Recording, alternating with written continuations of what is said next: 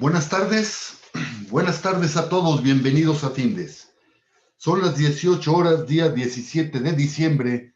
Damos inicio a la transmisión del webinario que tenemos programado para esta ocasión en materia de subcontratación 2021, outsourcing 2021, que tenemos programado para ustedes. Soy Emilio Villalobos, directivo de la Fundación, y les agradezco la oportunidad que nos brindan de dirigirnos a todos ustedes. Me acompaña el profesor Vicente Romero Saiz, especialista en Findes en el área contable y fiscal, a quien me permito presentar sucintamente como contador público certificado en el Instituto Mexicano de Contadores Públicos. Realizó estudios de posgrado, obteniendo los grados de especialista en impuestos y especialista en finanzas corporativas. Actualmente es socio director de su propia firma Romero Saiz y Asociados Consultores de Negocios, y actualmente es el jefe del Departamento de Estudios Fiscales e instructor en esta fundación. En materia académica es profesor titular en las divisiones de estudios de posgrado y de educación continua en diversas universidades de prestigio, así como en el Colegio de Contadores Públicos de México. Cuenta con diversas ediciones en materia fiscal y laboral, así como es articulista en diversos medios. Antes de ceder la palabra a don Vicente, se les hace una atenta invitación a que formulen sus preguntas, nos den sus sugerencias, sus comentarios, y al término de la plática dispondremos de algunos minutos para atenderlas. Don Vicente, buenas tardes. Podemos iniciar, por favor.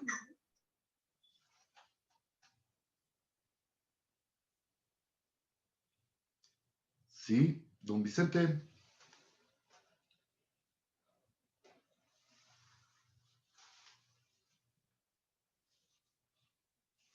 Permítanos un momento, por favor.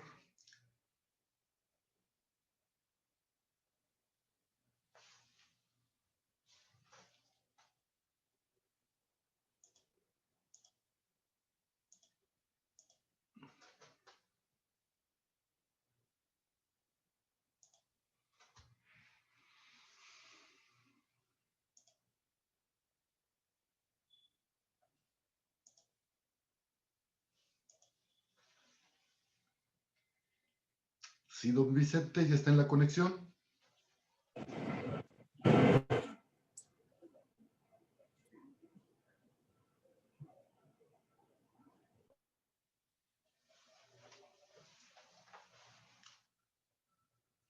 Ya tiene el host, don Vicente.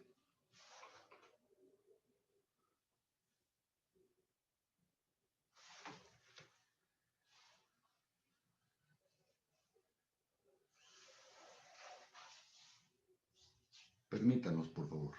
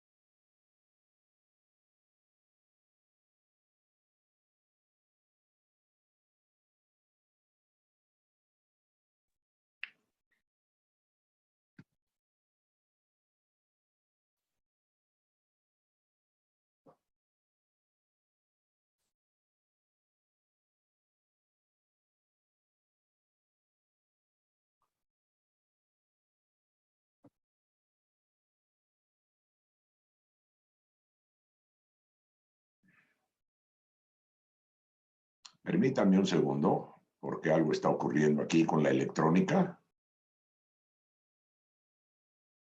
Aquí estamos. Muy bien. Lo primero es que se prohíbe la subcontratación. Así de sencillo. Esto, evidentemente, en la Ley Federal del Trabajo, esta figura de subcontratación que estará prohibida una vez que se apruebe la iniciativa y que ha venido consistiendo en que una persona llamada contratista, ya sea persona física o moral, le proporcione a otra denominada contratante personas, o más bien las ponga a su disposición en beneficio de esta última. Por lo tanto, esta es la primera muy importante reforma. Existe en la iniciativa este esquema de prohibir esta figura. Evidentemente, lo único que está autorizado en la iniciativa para efectos de la Ley Federal del Trabajo será la contratación de servicios u obras de carácter eminentemente especializado. ¿Qué significa hablar de servicios o de obras especializados? Y entonces esto implica que el contratante no podrá contratar personas que lleven a cabo las actividades en donde se cierne su objeto social. Por ende, la única figura permitida, una vez aprobada la iniciativa, será que el prestador del servicios, o llamado contratista, ponga a disposición de otro personas, pero únicamente, insistimos, para realizar servicios o trabajos de carácter especializado. Para ello, va a existir una responsabilidad solidaria por parte del prestatario de los servicios, es decir, del contratante, en el evento de que el prestador de los mismos incumpla cualquiera de sus obligaciones. Para esto, estos prestadores de servicios de carácter especializado deberán acreditar que cuentan con una autorización emitida por la Secretaría del Trabajo y Previsión Social, la cual tendrá que ser refrendada cada 3 años. Estas son las primeras características que estamos encontrando en esta importantísima reforma.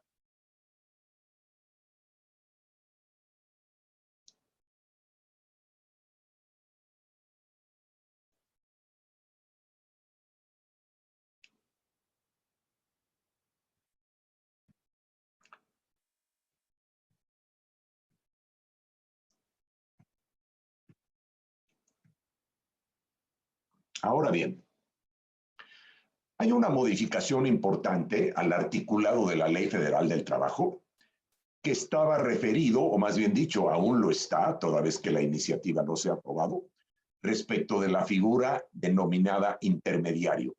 Ahora esta va a tener una connotación muy clara que vamos a asimilar a lo que todos conocemos como agencias de colocación. Por lo tanto, en este caso, este intermediario únicamente va a intervenir en el proceso de contratación de personal.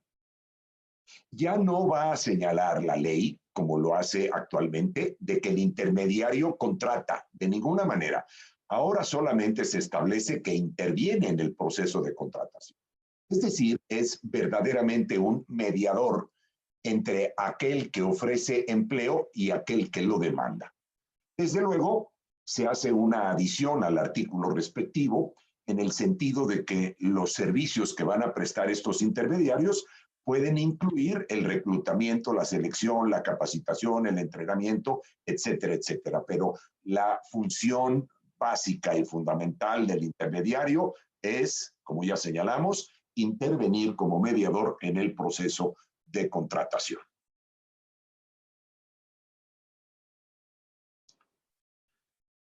Se establecen importantísimas sanciones, no solo en la Ley Federal del Trabajo, sino también en la Ley del Seguro Social y en la Ley del Infonavit, en el sentido de que quien incumpla las reglas que se están estableciendo en esta iniciativa pueden llegar a hacerse acreedores a multas que van de 2,000 a 50,000 veces la unidad de medida y actualización. Es decir, a pesos actuales de lo que equivale la UMA hoy por hoy, estas multas pueden ir entre 173,000 pesos y 4.3 millones de pesos, que evidentemente son muy, muy representativas. Estas sanciones serán impuestas con independencia de las distintas responsabilidades a que hubiera lugar de conformidad con la legislación aplicable. Es decir, para estos fines, atendiendo a que la Secretaría del Trabajo y Previsión Social estará muy atenta al cumplimiento de estas disposiciones, en su caso, esta propia Secretaría dará vista de los hechos que sean determinados a las autoridades competentes a efecto de aplicar lo que corresponda. Es más, como veremos más adelante, hay una parte de la iniciativa que contempla considerar que cuando se haga un uso simulado de esta figura, evidentemente será equiparable al delito de defraudación fiscal. Por lo tanto, esto es verdaderamente importante. Ahora bien, hemos hablado que esta iniciativa va a tener impactos no solamente en la Ley Federal del Trabajo, sino también en materia fiscal, empezando por el Código Fiscal de la Federación, en el sentido de que se añade un artículo nuevo al código, el 15D concretamente, en donde se establece que los servicios de subcontratación no se consideran de carácter estricto e indispensable para el contratante y por lo tanto, pues esto va a tener implicaciones, primero, para efectos de la ley del impuesto sobre la renta, atendiendo que el propio código señala que no son considerados estrictamente indispensables, eso implica que no podrán tomar la deducción. Y evidentemente, eso tiene una vinculación con la ley del impuesto al valor agregado. No olvidemos que hay vasos comunicantes entre la ley de renta y la ley del IVA, en el sentido de que cuando una partida no se considera deducible para efectos de impuesto sobre la renta, en automático se perderá el derecho de acreditar el impuesto al valor agregado que le haya sido trasladado al contratante.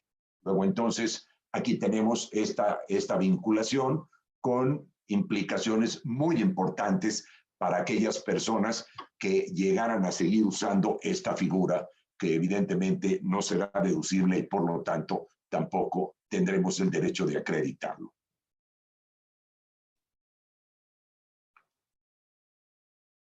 En ese mismo orden de ideas, no olvidemos que si hablamos de impuestos sobre la renta, una de las cosas más importantes es la norma permisiva que contempla el artículo 25 de la ley de la materia en el sentido de efectuar las deducciones. Y observen, la llamo norma permisiva toda vez que en el impuesto sobre la renta el objeto es el ingreso.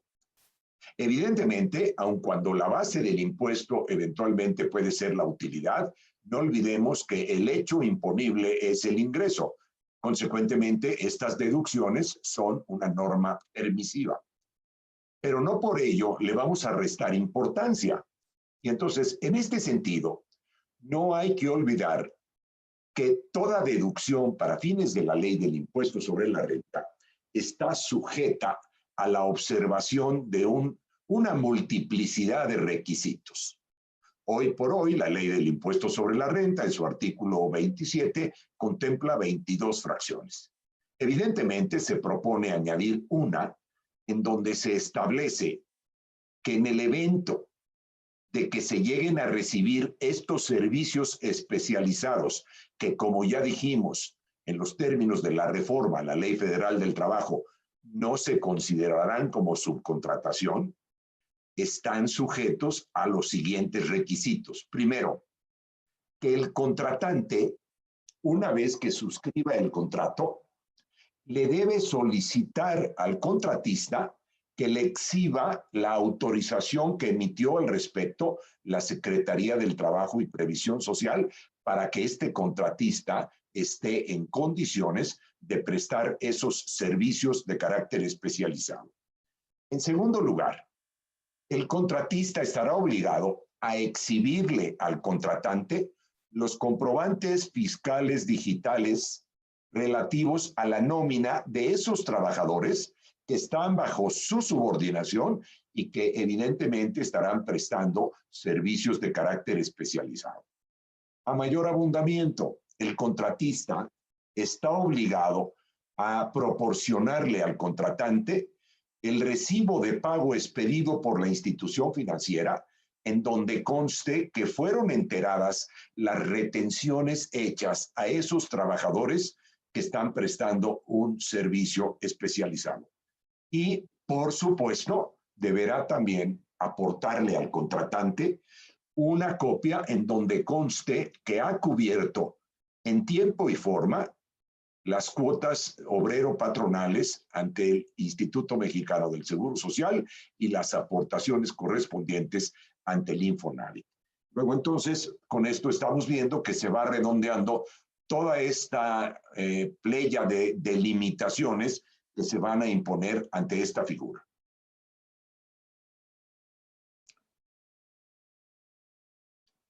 Como ya habíamos señalado anteriormente, se propone establecer que aquel que use esquemas simulados de prestación de servicios especializados, toda vez que ahora, pues recordarán, la subcontratación como tal va a quedar prohibida. En ese orden de ideas, esto trae como consecuencia que los artículos 15A, 15B, 15C y 15D de la ley laboral está proponiéndose su derogación. Por lo tanto, si alguien empieza a meditar y quiere utilizar esquemas simulando que se están prestando servicios especializados, pues evidentemente eso puede constituir supuestos de causal de la comisión de un delito equiparable a la defraudación fiscal, con lo que esto trae como consecuencia en los términos de lo que dispone hoy por hoy el Código Fiscal de la Federación en sus artículos 108 y 109. Como consecuencia de todo esto, pues se considera que sale sobrando la reforma aprobada para el año 2020 en el sentido de haber adicionado al artículo 1A de la ley del IVA la fracción cuarta que establece una retención equivalente al 6% contemplado sobre el monto de la contraprestación. En ese orden de ideas, pues ya sería prácticamente inútil que quedara esa fracción y por ende en la propia iniciativa se está planteando la derogación de esta fracción cuarta del artículo 1A de la ley del IVA.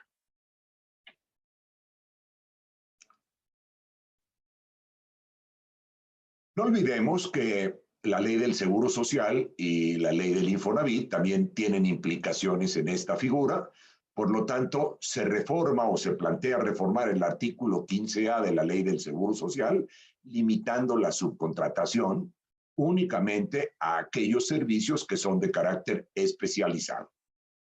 En ese mismo orden de ideas, recuerden que desde que se modificó en 2012 la ley del Seguro Social en este sentido, con el propósito de combatir estas prácticas indebidas que habían venido surgiendo en materia de subcontratación, se estableció la obligación de presentar una serie de informes ante el instituto. En este sentido, se está proponiendo adicionar que el prestador del servicio o el contratista debe ingresar al portal denominado CIPRES, en donde tendrá la obligación de subir ahí la autorización que le emitió previamente la Secretaría del Trabajo y Previsión Social. Y no olvidemos que esta autorización debe refrendarse con una periodicidad de 3 años. En el mismo orden de ideas, aquí, además de las implicaciones que esto va a tener en el Código Fiscal de la Federación respecto de la responsabilidad solidaria, también en la ley del Seguro Social se está contemplando esto a efecto de que el propio contratante sea responsable solidario del cumplimiento de las obligaciones que en materia de seguridad social tendrá ese contratista autorizado por la Secretaría del Trabajo y Previsión Social.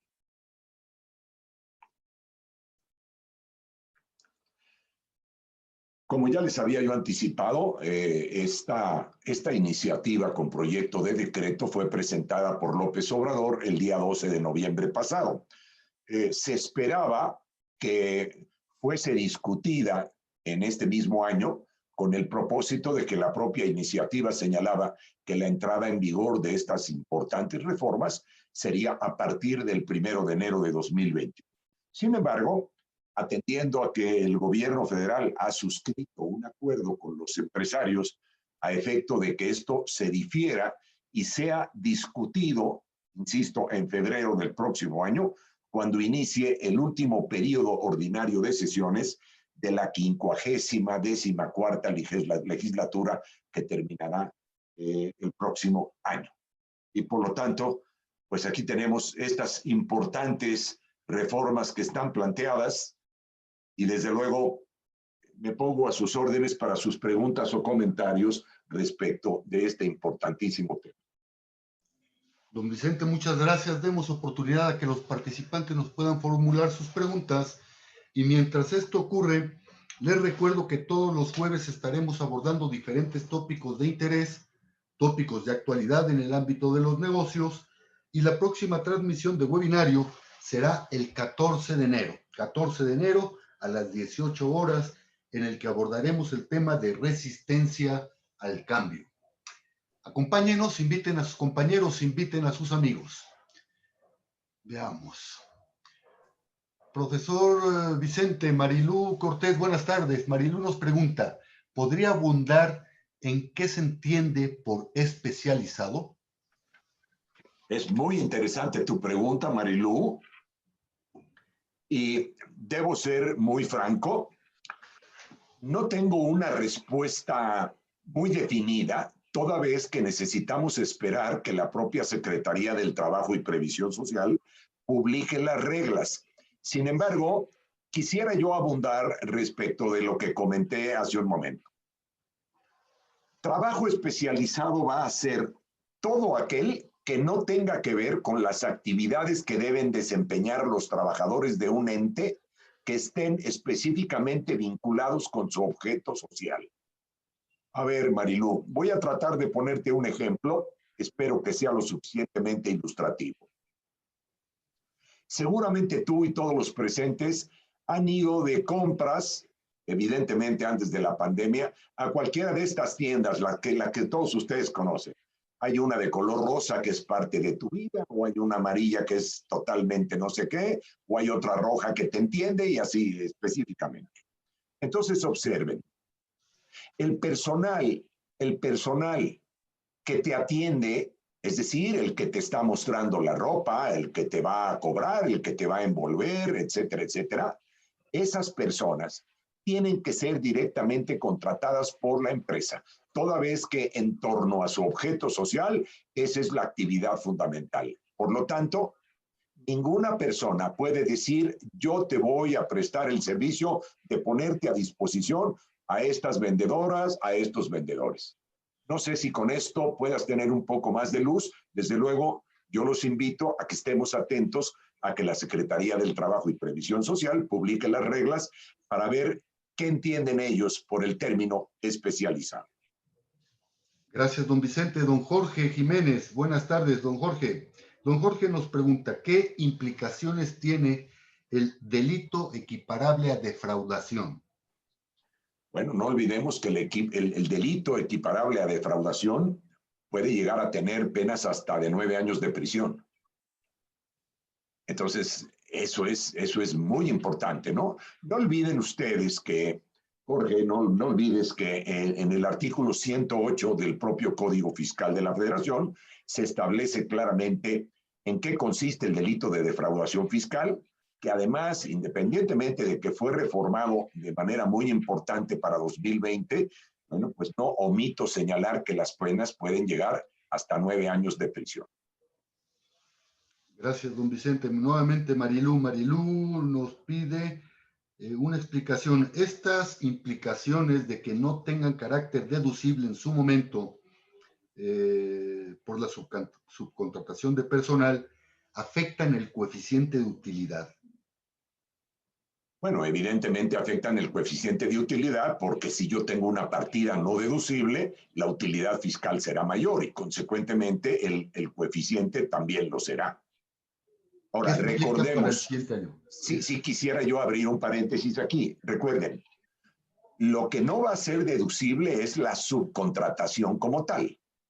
Pero no olvidemos que formando parte de la reforma se establece que la prestación de servicios especializados no se considera subcontratación. Entonces, una persona que contrate a alguien que tenga personas que van a llevar a cabo servicios de carácter especializado, eso va a ser deducible toda vez que la propia reforma establece que eso de ninguna manera implica subcontratación. Entonces, lo que no va a ser deducible es cuando una persona subcontrate personas que le presten servicios, pero que no serán especializados. Entonces, en ese caso no será deducible. Si estoy recibiendo del contratista servicios especializados, cumpliendo con todos estos requisitos a los que me referí, es decir, el contratista me exhiba su autorización y me dé copia de los CFDIs y me muestre las declaraciones en donde enteró las retenciones y me demuestre que ha cumplido con las aportaciones de seguridad social, no habrá ningún problema para deducirlo y consecuentemente no tendrá implicaciones en el coeficiente. Gracias, don Vicente. Don Saturnino, buenas tardes. Nos pregunta, ¿qué sucede con un grupo de empresas en el cual un número reducido de colaboradores realiza los servicios administrativos de todas las empresas? ¿Cómo podría estar contratadas por cada una de ellas? Pues evidentemente con una relación de subordinación clara. Eso no va a poder subcontratarse, Saturnino. Porque a mi entender, y aun cuando acabo de señalar que todavía no tenemos claro qué significa servicio especializado, pues yo entiendo que una persona que está prestando el servicio de administración no necesariamente se puede entender como especializado. Por lo tanto, tendrá que ser empleado del contratante, directamente una relación de subordinación entre el contratante y el empleado. Jorge Luis, buenas tardes, Jorge Luis. ¿El esquema especializado podría ser incluso un asimilado? Yo creo que no. El asimilado no, por la simple y sencilla razón de que quien va a prestar el servicio especializado es una persona física o moral que tenga trabajadores a su servicio. Si estamos hablando de un asimilado, no hay relación de subordinación. Por lo tanto, en mi opinión, no creo que eso pueda ser viable. Magdalena, buenas tardes. Entonces, en el insourcing también tendrán que desaparecer. A ver, Magdalena, yo no soy muy proclive a los anglicismos, la verdad no me gustan mucho, ¿verdad? Sin embargo, esto que tú mencionas de insourcing, si me permites, en México nunca se ha permitido ni el outsourcing ni el insourcing. O sea, ¿esto qué significa? Que todos los trabajadores que yo tengo pertenezcan a un patrón distinto. Eso no se puede, ni se ha podido, ni se podrá. Por lo tanto, si te estás refiriendo a esta figura del insourcing, en donde todos los empleados son empleados de una de las entidades del grupo, ahí no le vería yo mucho problema. El problema está que ya no le vas a poder prestar el servicio de subcontratación como tal, toda vez que no necesariamente se trata de algo de carácter especializado.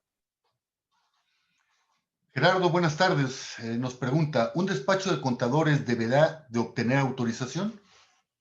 No, porque un despacho de contadores públicos no pone a disposición de otras personas al personal para que realice actividades especializadas. El hecho de que un contador público esté haciendo la auditoría de un cliente, pues va a mandar a sus auditores, pero eso no quiere decir que esos auditores estén a disposición del cliente, siguen a disposición del despacho, por lo tanto, no se materializa en este caso esta figura de servicios de carácter especializado. Pues bien, vamos a concluir con la transmisión de este webinario. Les invitamos el próximo jueves 14 de enero a las 18 horas para abordar el tema de resistencia al cambio. Bien, son las 18 horas con 30 minutos, día 17 de diciembre. Damos por concluido el desarrollo de este webinario. Don Vicente, muchas gracias a todos los asistentes y hasta luego. Al contrario, don Emigdio, muchas gracias a usted, muchas gracias a todos. Feliz Navidad.